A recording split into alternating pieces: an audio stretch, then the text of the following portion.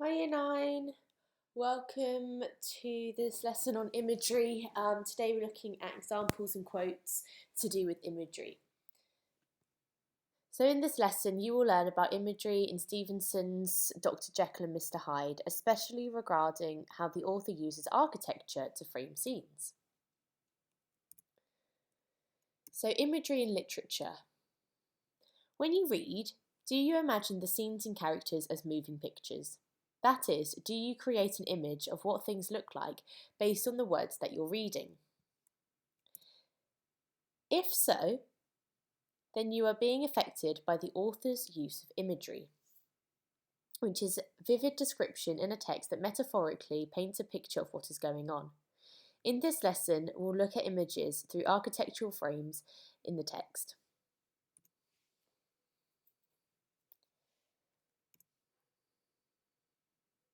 So this leads on to our do now. So this is just a closer look at imagery in literature. In particular, Robert Frost's poem Fire and Ice. So what I would like you to do is use the 5 senses to answer this question. What imagery is evoked in the poem? So let's read it. Some say the world will end in fire, some say in ice.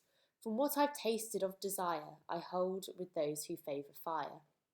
But if it had to perish twice, I think I know enough of hate to say that for destruction ice is also great and would suffice.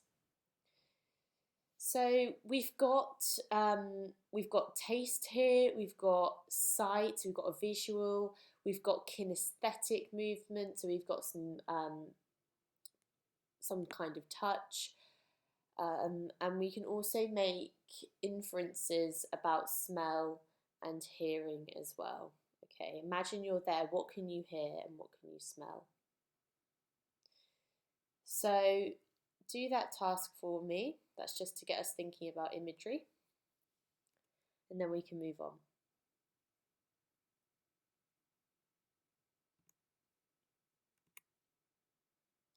So imagery in the text.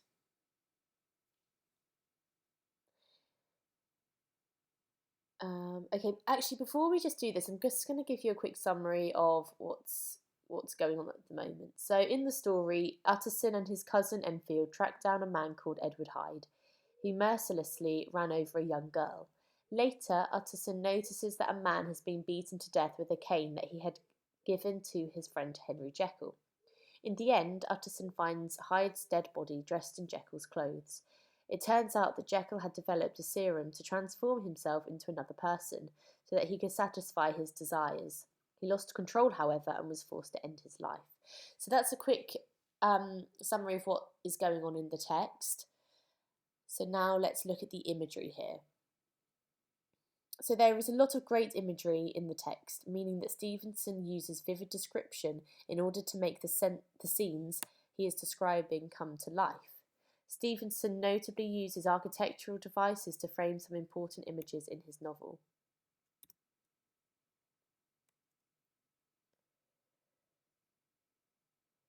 We're going to look at 4 of these. We're going to look at murder, we're going to look at the death scene, Hyde's anti-imagery and transformation.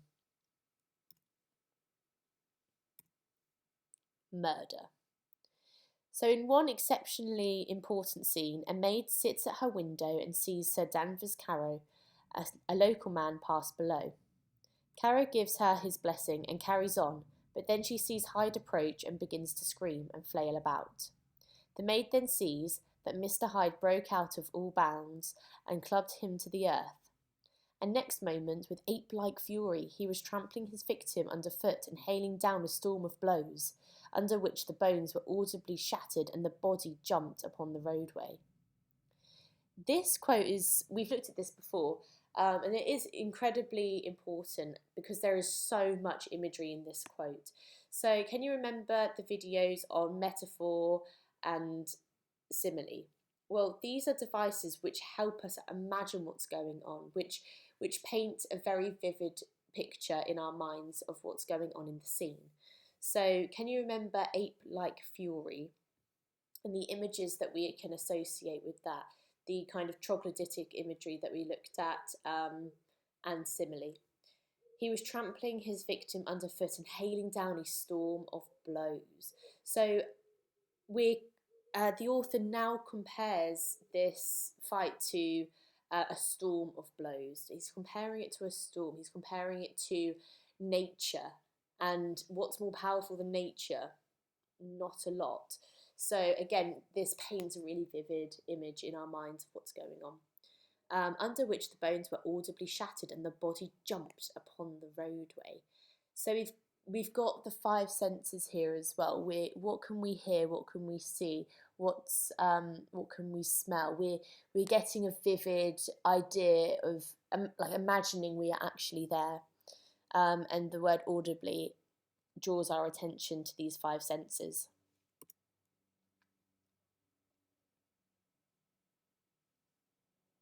So the scene is horrifying. A man is murdered for no apparent reason.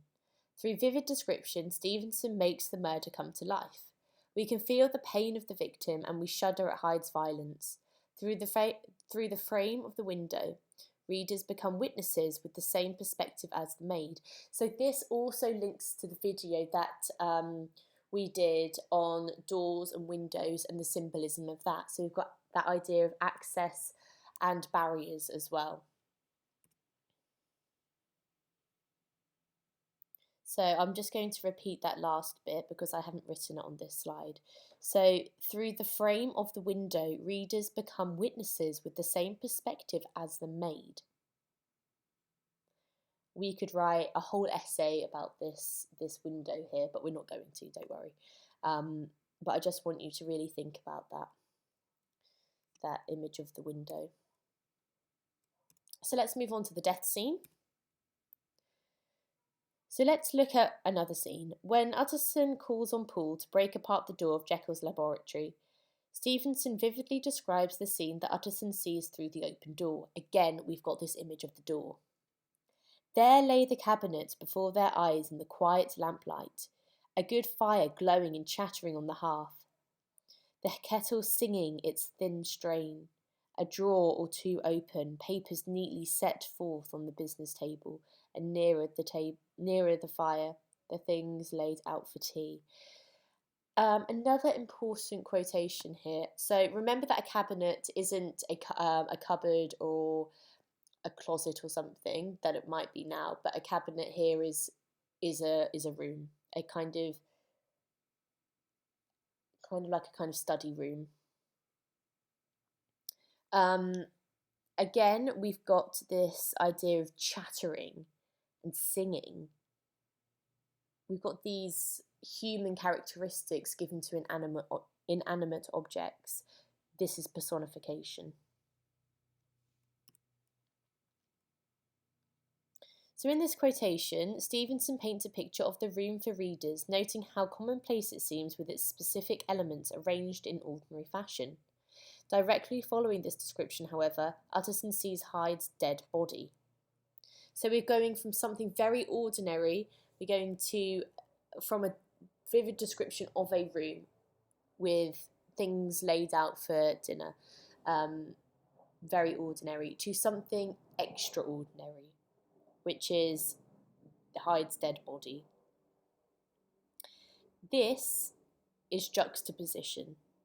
We're going from the ordinary, which contrasts with the extraordinary, and it emphasises that extraordinary event of seeing Hyde's dead body. Okay, Hyde is anti-imagery. So Stevenson chooses to withhold full descriptions of Hyde, instead keeping the villain's portrait obscure. For this reason, it is difficult for readers to paint a mental picture of what Hyde looks like. This sort of effect makes Hyde all the more terrifying. He cannot be grasped. He is ghostly and indeterminate. Indeed, Enfield utterly fails in his description. He's an extraordinary-looking man, and yet I really can name nothing out of the way. No, sir, I can make no hand of it. I can't describe him. So, what I want you to do, I haven't written this on the slide, but so, listen carefully. I want you to have a look at this this quotation and I want you to explain it to me. Why do you think Stevenson didn't want Hyde's description to be vivid? What was the point in that? Because everything else he describes is very vivid apart from Mr. Hyde. Why? After you've done that, we're going to look at these optical illusions. What makes these images optical illusions? What images can you see in these images which makes them a bit different? Okay, so let's move on to transformation. So let's look at one last scene in which Stevenson withholds imagery to create a chilling, unfocused atmosphere. Note also that Stevenson uses the architecture of a window here too. But what the frame of the window reveals remains frustratingly obscure. If you need to, head back to your notes on doors and windows or rewatch the video because this is going to really help you with this lesson. One day, Utterson and Enfield happened to pass by Jekyll's house. They look up at one of the windows, which was halfway open and sitting close behind it, taking the air with an infinite sadness of mien, like some disconsolate prisoner. Utterson saw Dr. Jekyll. They speak for just a moment with Jekyll, but the doctor's attitude quickly changes into an expression of such abject terror and despair as he froze the very blood of the two gentlemen below. Jekyll immediately closes the window because he is beginning to transform into Hyde. Here is yet another example of Stevenson withholding descriptions of Hyde. The window closes on both Utterson and the novel's readers. Interesting. This is a form of metaphor. Okay, let's go on to our apply section, our mini quiz. So again, I'll put the answers on Teams for you, and it's just to see if you've understood today's new knowledge. And finally, our review. So this novella is a Gothic text because it explores dark realms. Stevenson uses imagery, which is vivid description, to make scenes come to life. Using architectural elements, such as the windows and the doors, readers become witness of these scenes. However, Stevenson withholds descriptions of Hyde. The villain resists imagery, making him even more terrifying. So when we say architectural elements, that's what I mean by kind of windows and doors. So when those windows are closed, we don't have access to what's going on with the characters, but when they're open, we can see vivid description of what's exactly going on. Awesome. Well, thank you for listening. I hope this has helped you slightly with thinking about imagery in the text. And if you've got any questions, do let me know. Thank you.